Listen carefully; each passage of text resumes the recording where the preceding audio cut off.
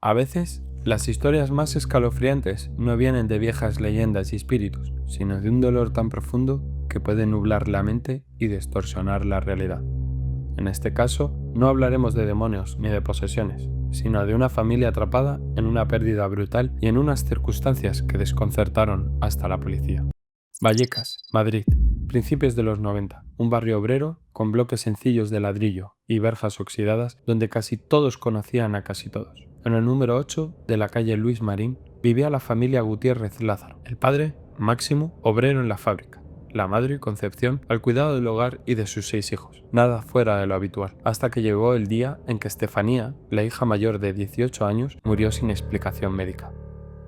Se suele hablar de casas encantadas y de sucesos paranormales, pero aquí lo primero que ocurrió fue el sufrimiento de una familia, porque tras aquella muerte súbita surgieron ruidos y sombras que hicieron dudar a todos. ¿Sería cuestión de fantasmas o quizá de la mente al borde del abismo? En marzo de 1991, Estefanía, inquieta y curiosa, decidió jugar a la Ouija con 2 amigas en un aula vacía del instituto. Ellas buscaban respuestas al reciente accidente de motocicleta de un chico del barrio. Prepararon un simple tablero improvisado con un trozo de cartón y colocaron un vaso boca abajo para comunicarse con quien fuera. Según cuentan, a mitad de la sesión sonó un estruendo, el vaso se hizo añicos y Estefanía cayó desmayada.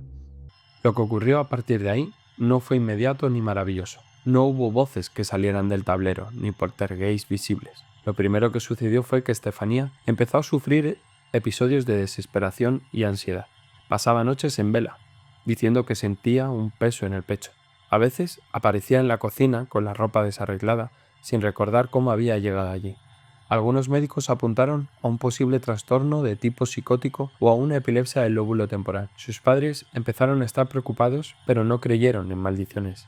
Estefanía tomó medicación para la ansiedad y para estabilizar el sueño. La calmaban un poco, pero seguía teniendo episodios en los que decía escuchar ruidos de pasos o ver sombras moviéndose a lo lejos. No sabía si eran alucinaciones o simplemente el fruto de la sugestión después de haber oído tantas historias de miedo. El 13 de julio de 1991, Estefanía acudió al Hospital Gregorio Marañón con un fuerte ataque epiléptico. Entró en estado de coma y falleció en la madrugada siguiente. En la autopsia, los médicos no encontraron una causa concreta. El certificado de función indicaba muerte súbita de origen no determinado. Aquella pérdida devastó a la familia. Concepción y Máximo quedaron hundidos. Los hermanos más pequeños apenas entendían qué ocurría. El piso se llenó de fotos de Estefanía, velas y flores, y un silencio incómodo. Dicen que, en los días de luto, a veces se escuchaban golpes sueltos en la pared como si alguien quisiera llamar la atención. Era la casa, en su vejez, moviéndose por una corriente de aire o por la contracción de la madera. Es difícil saberlo. Durante el verano de 1991 y el otoño siguiente, la familia empezó a notar ciertos sucesos extraños. Nada extremadamente violento ni espectacular. Más bien, pequeños detalles que incrementaron la angustia. Luces que parpadeaban y barras de cortinas que se movían sin que hubiera corriente de aire evidentes. Puertas que se abrían lentamente, como si no estuvieran bien cerradas, pero los cerrojos estaban echados. Ruidos de pasos en el pasillo, a horas en que todos dormían. A veces, dichos pasos coincidían con las persianas bajándose solas, sin que nadie las tocara. Un crucifijo que aparecía al revés, en la pared del comedor sin sobresaltos ni indicios de manipulación directa. Un vaso colocado en la cocina que apareció hecho añicos en el suelo, con la cristalería repartida de manera irregular, como si se hubiese caído en ángulo extraño. En su mayoría, la familia intentó buscar explicaciones lógicas antes de creer en fantasmas. Comprobaban la instalación eléctrica, revisaban si la casa tenía corrientes de aire que movieran cortinas, incluso consultaron a un experto en carpintería para revisar las puertas, pero todo parecía en orden. Sin embargo, conforme pasaban las semanas, la tensión aumentaba. Era difícil dormir sin permanecer pendiente de cada sonido. Los hermanos más pequeños contaban que escuchaban murmullo de voces en el salón, pero no describían lo que decían. ¿Podrían ser solo ecos de la televisión cuando quedaba en stand-by? ¿O un generador cercano que retumbaba? La realidad es que, tras la muerte de Estefanía, el ambiente familiar estaba tan cargado de pena y ansiedad que cualquier ruido mínimo se interpretó como algo macabro. Llegó el 27 de noviembre de 1992. Tras más de un año de tensiones, la familia decidió llamar a la policía. No porque creyeran que alguien les hiciera daño intencionadamente, sino para pedir ayuda al ver que ni medicación ni explicaciones técnicas daban resultado. Querían que un tercero, imparcial, viera lo que pasaba. Acudió una patrulla de la Policía Nacional encabezada por el inspector José Pedro Negre. Coincidiendo con las concurrencias domésticas, el reporte oficial señala algunos episodios que los agentes calificaron de inexplicables. 1. Puerta del armario, que se abre de golpe. Entraron al dormitorio principal y en menos de un segundo la gran puerta de un armario se abrió sola. A pesar de estar bien cerrada, los policías comprobaron la cerradura y no encontraron nada extraño, ningún daño, ninguna herramienta introducida, nada físico que explicase la apertura repentina. Junto al armario hallaron un crucifijo clavado en la pared. Lo más sorprendente fue que, al iluminarlo con linternas, confirmaron que se había desprendido violentamente y en su lugar quedaron 3 marcas de arañazos, como si unas uñas o una herramienta puntiaguda rasgaran la superficie. En el cuarto de las hijas apareció un charco de una materia oscura y viscosa de olor indefinido. Los agentes tocaron la sustancia y la describieron como babosa, con restos de material orgánico que no identificaron. No hallaron recipientes volcados. Según los policías, el cuarto de baño presentaba una atmósfera mucho más fría que el resto del piso, a pesar de que la calefacción estaba apagada y no habían corrientes de aire ni mecanismo aparente. Mientras inspeccionaban el salón, escucharon golpes metálicos contra el balcón, como si alguien arrojara un objeto pesado al exterior. Salieron a comprobar, pero no había nada caído ni restos de ningún objeto. El informe policial describe todos estos hechos con un tono sorprendido, pero cauteloso. Los agentes admiten no tener una explicación racional completa, pero también señalan que cada elemento fue verificado. No había intrusos que se hubieran ocultado. No había cables sueltos, ni fallos eléctricos, ni tuberías rotas. Aún así, el expediente se archivó poco después por falta de pruebas de delito. En palabras de la policía, no había indicios de que fuera obra de terceros ni causa natural evidente. Esa hoja escrita, firmada como membrete oficial, circuló luego entre aficionados al misterio. El documento mismo se volvió casi tan famoso como los supuestos sucesos que relata, porque es la única vez en la historia de la policía española que se registraron fenómenos de todo punto inexplicables en un servicio oficial.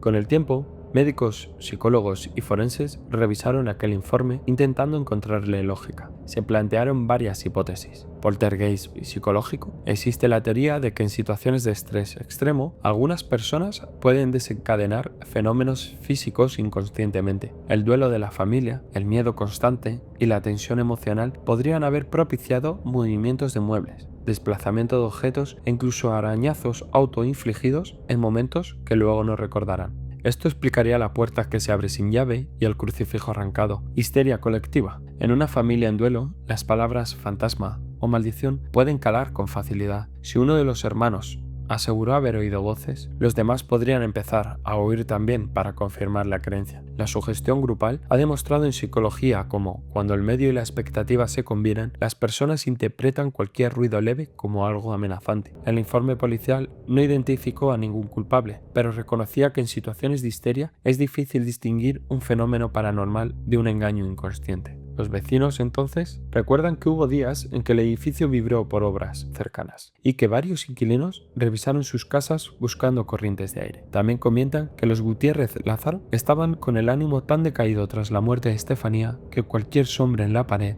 los hacía saltar. A pesar de las explicaciones racionales, la historia trascendió rápido a los medios de comunicación. En los periódicos locales, las secciones de sucesos contaban la historia con titulares sensacionalistas: poseída o enferma, la misteriosa muerte de Estefanía, o inspector confiesa su medio en caso de Vallecas. Algunos programas de televisión de misterio dedicaron horas a recrear el caso, siempre con el subrayado de que la policía no tiene explicación. En pocos meses, el expediente Vallecas se convirtió en tema de tertulias de madrugada, debates radiales y reportajes fotográficos. Se llegó a filmar una recreación de las supuestas apariciones en la casa, con luces parpadeantes y cámaras lentas, todo dramatizado para alimentar la audiencia. Por supuesto, los hermanos de Estefanía protestaron, decían que la vida real no era tan cinematográfica. Reclamaron respeto porque no era un guión de cine, sino su hogar y el duro proceso de duelo. En 2017, la película Verónica se basó libremente en el caso. Cambiaron nombres, añadieron fantasmas y demonios, llevaron la historia a otro barrio. Para muchos espectadores fue un éxito de taquilla, pero para la familia Gutiérrez Lázaro supuso un golpe de indignación. Veían cómo se vendía su tragedia como entretenimiento.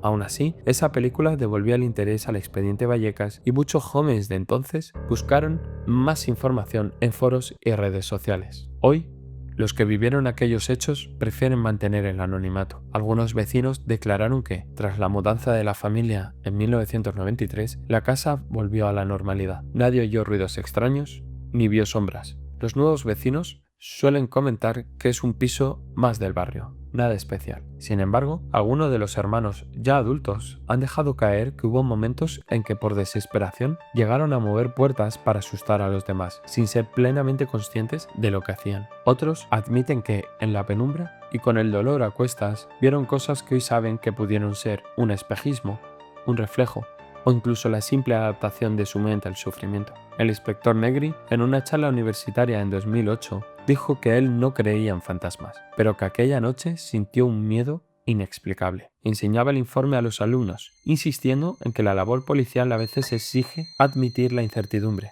Para él, el expediente Vallecas fue un recordatorio de que hace falta humildad. Sencillamente, no todo tiene explicación al instante. Más de 3 décadas después, la pregunta sigue abierta. ¿Qué sucedió en ese piso de Vallecas? ¿Fue un fenómeno real o solo el reflejo de una familia rota y una mente en duelo? La respuesta depende de cada uno, pero hay algo que vale la pena recordar. Detrás del misterio siempre hay personas de carne y hueso con miedo, dolor y necesidad de respuesta.